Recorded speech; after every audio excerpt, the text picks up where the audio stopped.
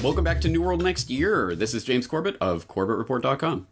And I'm James Evan Pilato from MediaMonarchy.com. It is New World Next Year 2019, our look at stories of this year, 2018, and our trends for 2019. It is the only show of the year where we don't know what the other one's going to talk about. I suppose we could guess. We could make educated guesses about what the other might talk about, James.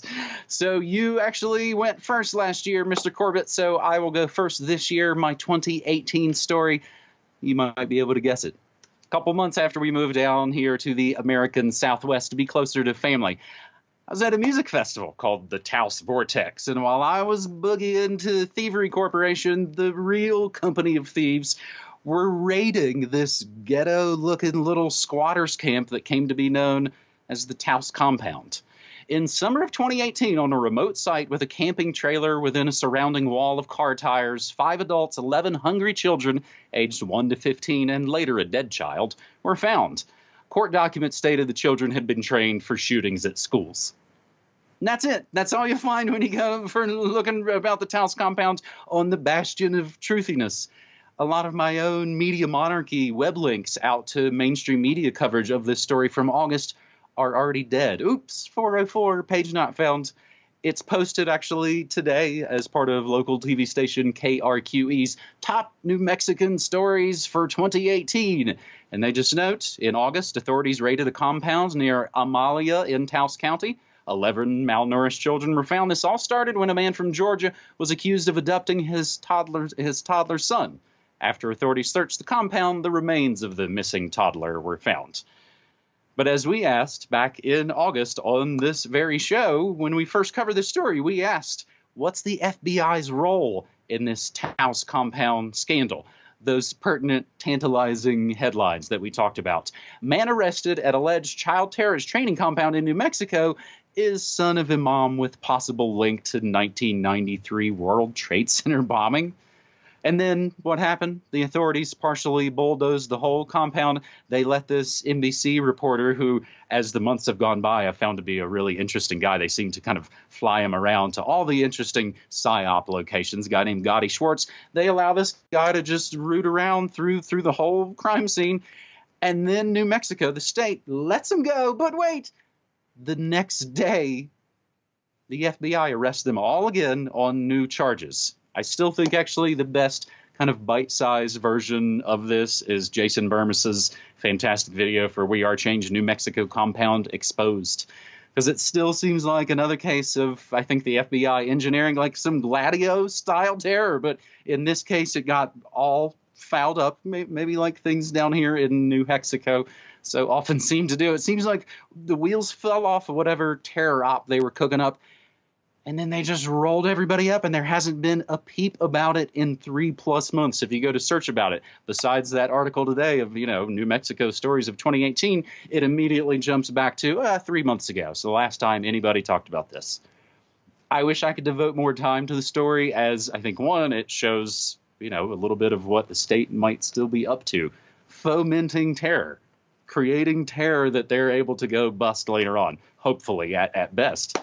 And this is the one I know about. How many others of these in other small remote towns have gone down the memory hole in some other part of America?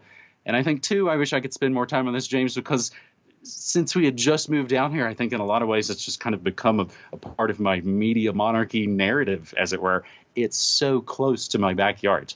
So that's my 2018 story, James. I got to admit, I probably wouldn't have predicted that as your story of the year. It is an interesting and important story that we did cover here that did make a lot of fireworks at the time and then disappeared quite quickly, as stories tend to do these days. So I wouldn't have thought of it as the story of the year. Connected into the bigger picture. What does this story tell us about the way these stories play out in the media? That's the thing. They're able to, on a lot of different levels, you'll hear a big hue and cry about things. But as it inevitably falls apart, or after, they'll often note, the correction is in page, H12 of the newspaper, if they actually even run it. It keeps, sort of the boogeyman of terror put together with, I think, in a new way we hadn't maybe seen, and that is sort of, the Muslim terror and school shootings. School shootings typically done, of course, by our, white American kids, but to kind of smash together the sort of Al-Qaeda terror ideas with school shootings is ratchets it up, to another level. I think for me, it's just so illustrative of how many things have changed with, what's going on in D.C. with the unbelievable state of, reality politics. But the same old things still keep on rolling on. He's got all the same neocons, and it seems like all the same FBI phony terror ops are going that we've been talking about and looking at for the last 17 years. That's, I think, if it connects to the broader story, I think it connects to sort of, the specter of terror and how we spend our money and how we are threat-agandized. The more I think about it, the more it is a brilliant choice for Story of the Year, because it connects to so many different threads. As you say, school shooting and LCIADA and the child trafficking and the FBI involvement and all of this. I mean, it's an interesting story, and there deserves to be more follow-up to it. So I hope, if there is any developments, you will keep us apprised in the new year. I will do my best, my friend. What's your story for 2018? All right, well, we're definitely not stepping on each other's toes this year, because I didn't even think of that story when I was going through the stories of the year. Some runners-up that I came up with was the story of Arkady Babchenko in Ukraine. Of course, the Ukrainian who faked his own death and then came out a couple days later to say, "Ha, psych, I'm still here."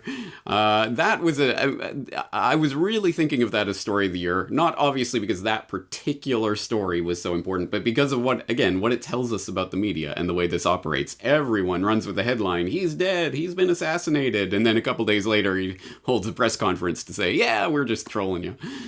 A crazy story. I wrote about it in an article called How to Fake Your Own Death, that people can look into if they didn't remember that story.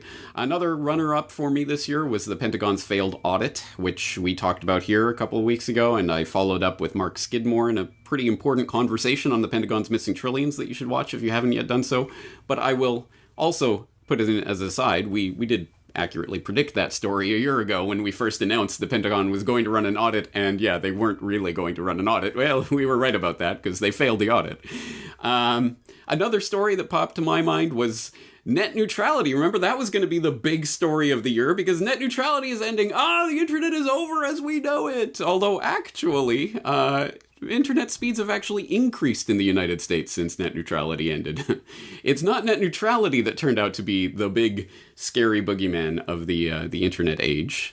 It's another thing, and that's my story of the year, the controlled demolition of social media. And this is a bit of a cop-out because it's not a story per se, it's more like a trend.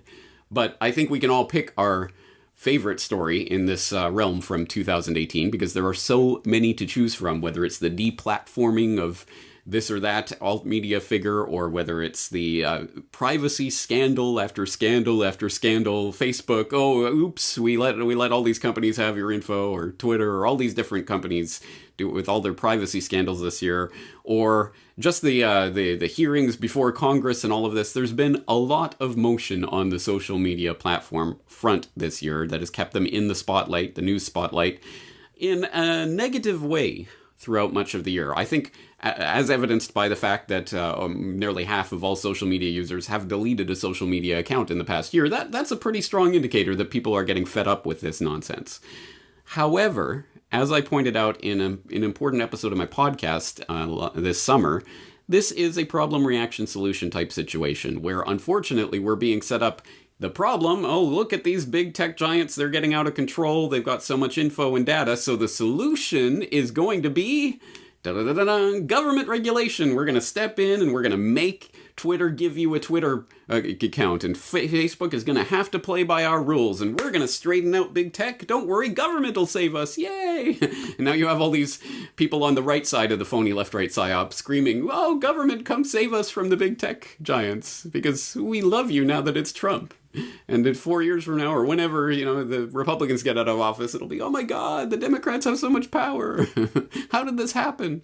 So that's ultimately my story for this year, is the controlled demolition of social media. Because my point is, yes, the social media platforms are in trouble in a sense. There's certainly a lot of trouble. People are angry about the privacy violations and the deplatforming and the censorship and all of these scandals.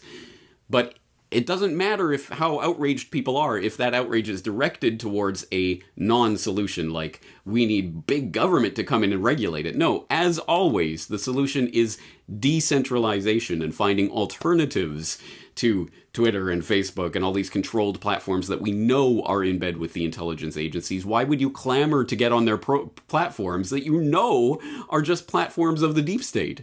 I mean, in the end, is that really where you want to be investing your time and money and energy and life?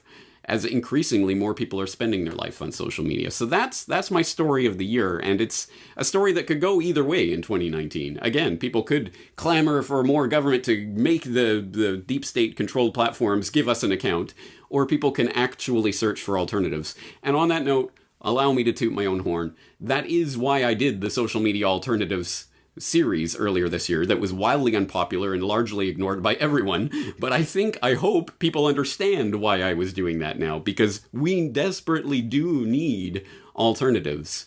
And I will also throw in, as I always do, just a little needle in the mind, just to plant it there for you in that haystack. You know, we don't have to be on social media at all. We don't have to devote our life to it anyway, as people are increasingly doing, and people are sleepwalking into the technocratic enslavement state and basically plugging themselves into the Borg collective with this social media in a way that is frightening. And I'm just saying, you know, look for alternatives, but you don't need to invest your life in social media. James, I think your honorable mentions there kind of had me thinking, and this is where I thought actually you were about to go. And I think maybe some of my own honorable mentions of 2018 might be this sort of kidnappings, detainments, killings, you know, with the Khashoggi and now this whole Canada and China thing. There's been a lot of this almost kind of old school espionage situation, but definitely kidnappings and murders and detainments are generally, in some ways, at least from the public standpoint, how wars get started sometimes. So I think that's another important thing to think about this wild year of 2018. James, my trend prediction for 2018 for 2019? Oh, for 20. Oh, sorry. I was going to tell you my not so fantastic prediction for what 2018 was going to be trending on. My prediction for 2018's trend: maker culture will become pop culture. Yeah, I think I wish. Has definitely entered the mainstream. There's been some good news stories I've covered in this past year concerning 3D printing and again, you know, the decentralization. But I'm calling my 2019 trend prediction: if it pleases the bot. I have a dozen recent entries on Media Monarchy that all mention consent. And remember, we've all clicked yes on lots of terms and conditions without reading 3 words on them. What I'm getting at is the point to where I think we're going to have to kind of ask permission from our smartphones and fondle slabs and devices, and it's already happening. This will, I think, connect to the coming crush of social credit, and I think that will also all be connected to the so-called Internet of Things, or as you should be following if you are on the Twitter, the fantastic account called the Internet of Crap. I've covered this on my morning shows all this year. World's first consent-focused robot brothel in the works for West Hollywood. James, I actually had some Media Monarchy listeners who know those people who reached out to me to say, hey, man, those robot makers are pretty much on our side, except for the whole transhumanism thing. So this consent-based robot brothel, the idea of which, meanwhile, got shut down this year in Houston, Texas. They did not like this. I think these stories and these ideas, again, and the stores themselves, predicated on stories like this one from a year or so ago: sex robot molested, destroyed at electronics shows. Recent ones from just this past week, I think, kind of tie in. Chinese millennials secure loans with nude photos, a really kind of disturbing story about this sort of micro loan industry. And you give them nude photos of yourself, and if you don't pay them back, well, you know what happens. Kids in China, meanwhile, trying to trick, I guess in some ways it almost seems like the girls are selling nude photos of themselves for loans. Meanwhile, the boys are trying every trick in the book to beat this new facial recognition software that puts mandatory time limits on popular video games, trying to take pictures of their like sleeping grandpa's face to let the game unlock. Years ago from Wired, they talked about the murky world of robot sex and consent. But I think these two mainstream articles from this past year, I think, kind of sum up what I'm getting at. One from NBC, robot abuse is real, but maybe this little tortoise can help. A cute little article about a robot that teaches kids about how to treat your robots kindly. The other one from Business Insider, people kicking food delivery robots, an early insight into how cruel humans could be to robots. This article notes 2015 study placed a robot in a Japanese shopping mall and found out that when few people were around, children displayed antisocial behavior towards the robot by blocking its way, calling it names, or even acting violently towards it. So many stories about what will the unblinking eye not let you do? I've been joking. I think I've already made the joke here on New World Next Week, James. Do you think the Carl's Jr. machine is just going to let you kick it a bunch? So an actor, a guy named Douglas Rain, the voice of Hal in 2001: A Space Odyssey. The actor Douglas Rain, the voice, he actually just passed away last month. So I've been thinking about him and thinking about what that sort of robot ghost might mean for our very real future. I think robo-consent is something the powers that shouldn't be are going to continue to push in 2019, and that is my pick for the trend of next year. James. I'm sorry, James. I can't let you do that. Interesting, very interesting, thought-provoking pick. Because just when you were talking about that, it did trigger in my memory, going back to the beginning of the internet era for me in the mid-90s, late 90s, when I was a teenager and I was first getting online and first getting programs and downloading stuff. And I remember I was very conscientious about actually reading through terms. I would actually read through the terms and conditions before clicking agree. And I remember I had a friend over, and he was like a computer science professor kind of guy, and he was downloading a program or something, and the terms and conditions came up, and he just clicked agree, and I'm like, oh, you can do that? You don't have to read through them? How young and naive I was. And of course, from that point on, I never read another terms and conditions again. I just click agree. But it is, I mean, we have been trained, Pavlov style, to just agree and consent and just give ourselves over to this technology and just do what the technology wants us to do. Yeah, okay, whatever you want. And there is something deep and profound about that as we step into the more and more transhumanist era. And the idea of robots and their feelings and, all of this, it will start to become a real reality in the near future. And we're being conditioned for that right now with all these stories. So it's an interesting idea. So let me, and I appreciate that. And this is again something by doing the morning show every morning. By the 8th month of something, it's like, hey, I'm noticing a trend here. I'm going to make a note of that. James, I just want to remind you and remind folks out there of what your 2018 trend prediction was. Do you remember what it was? Did you look it up before this? I didn't actually look it up. What was it? I must tip my hat to you, my friend. Your prediction for 2018 was weaponized social media.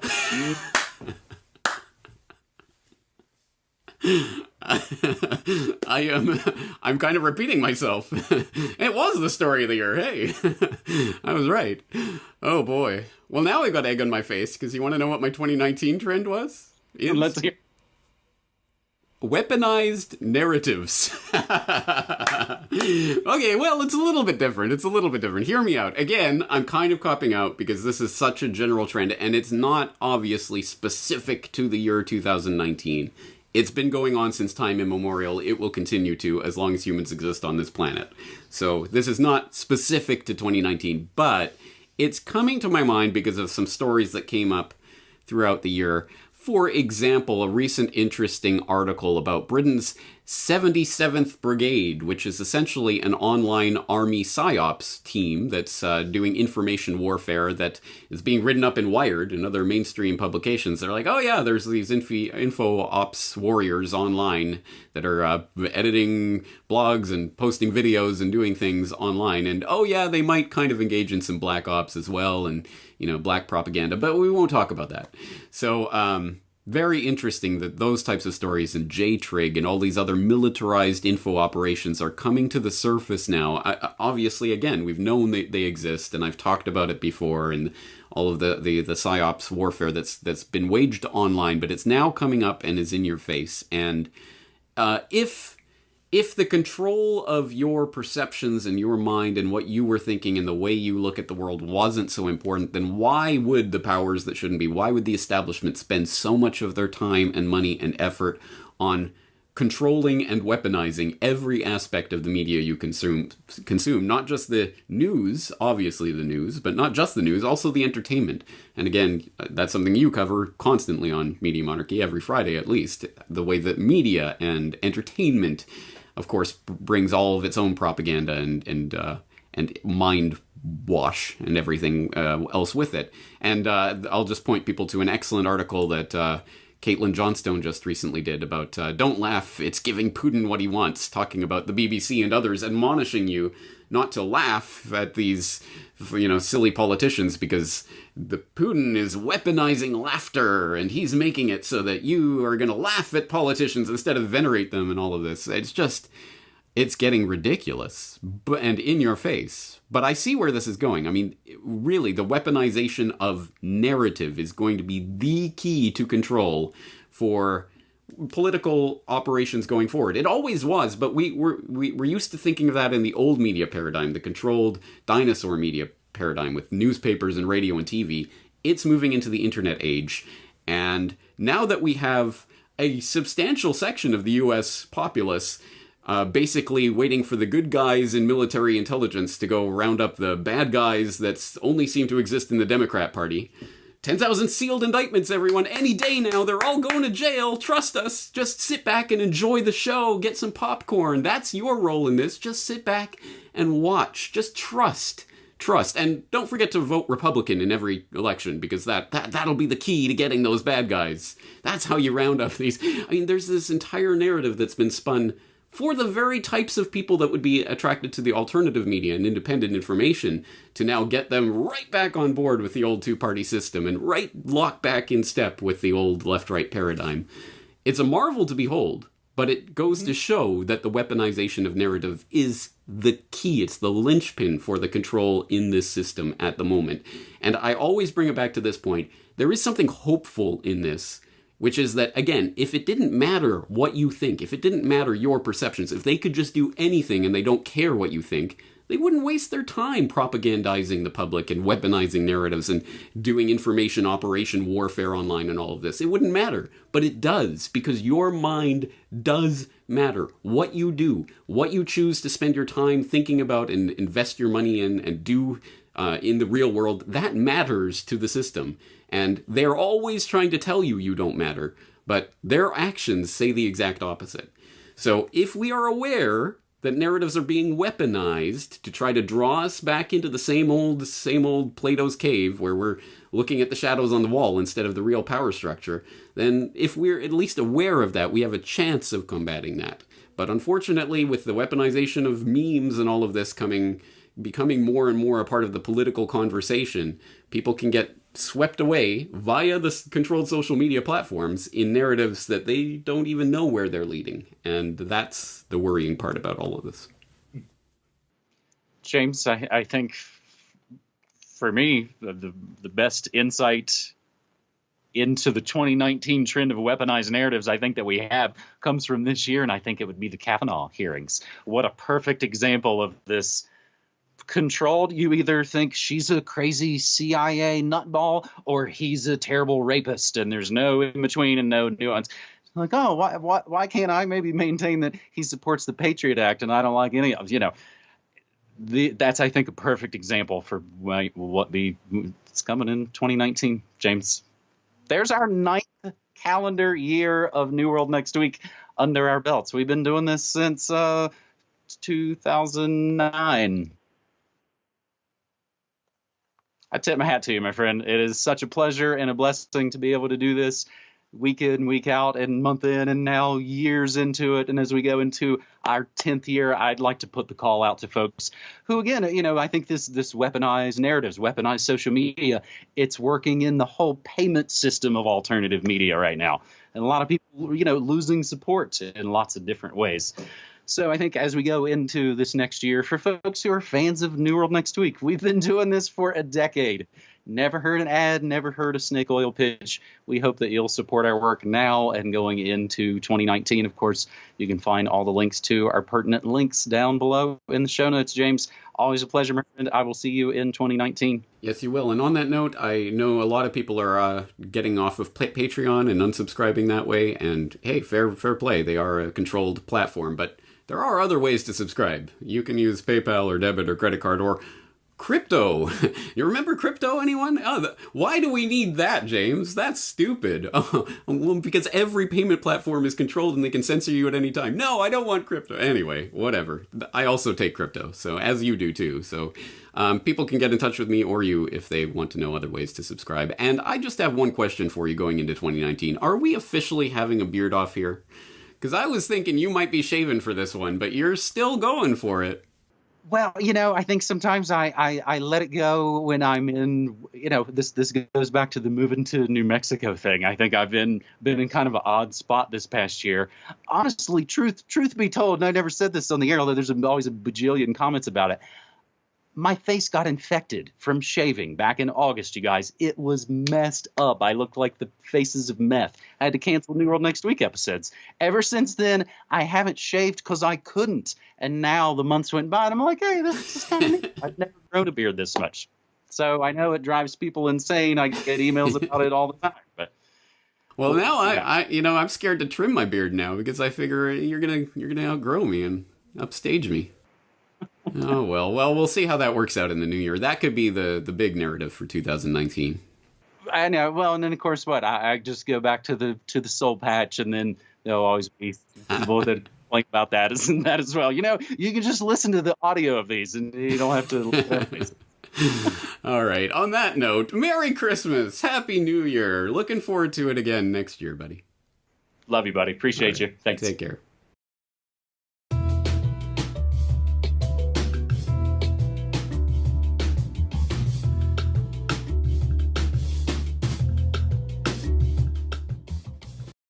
Remember, the real power is not in voting harder.